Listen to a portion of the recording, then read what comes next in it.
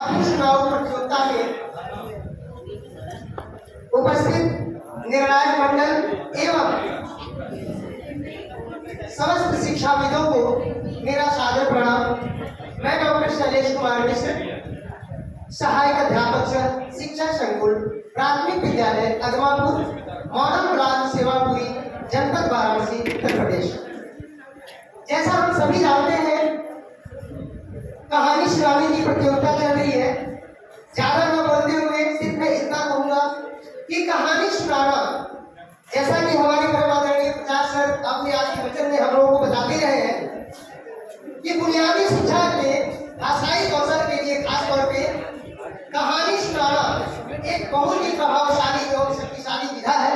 तो इसी के क्रम में मैं आप लोगों को एक कहानी सुनाने जा रहा हूँ। बच्चों, आप सबको पता है कि अभी गर्मी का मौसम है। गर्मी के मौसम के बाद कौन सा मौसम आता है? बरसात का। बहुत सही।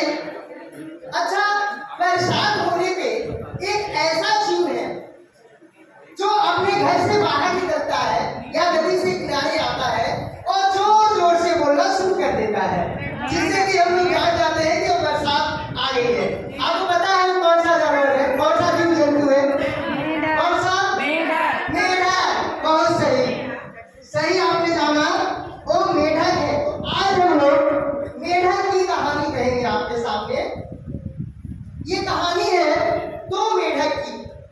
आप सब लोग अब तो जान गए होंगे, जो लोग पीछे नहीं बोले हैं ना, वो लोग भी अब देख के पहचान गए होंगे कि ये मेढक है।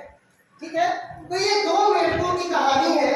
दो मेढक रहते हैं और खेलते खेलते एक खिड़की पे चढ़ जाते हैं और खिड़की के नीचे एक दूध से भरा मटका रखा होता है। दूध से भरा एक मटका रखा होता है और उस मटके में दोनों मेढक गिर जाते हैं।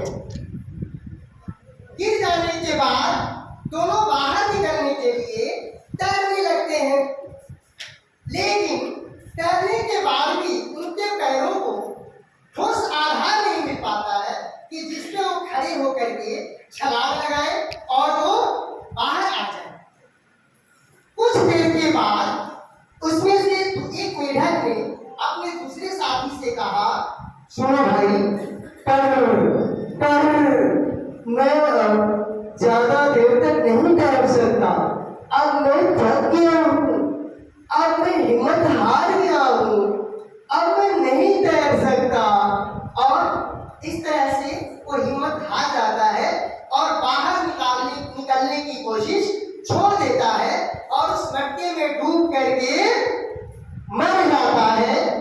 लेकिन एक जो दूसरा मेढक रहता है वो अपनी हिम्मत नहीं हारता है और बाहर निकलने के लिए उस मटके में गोल गोल गोल गोल गोल गोल तैरने लगता है और उसके गोल गोल तैरने से उस मटके के ऊपर ढेर सारा मक्खन जम जाता है और उस मक्खन पे चढ़ करके और जोर से छलांग लगाता है और बाहर गिर जाता है।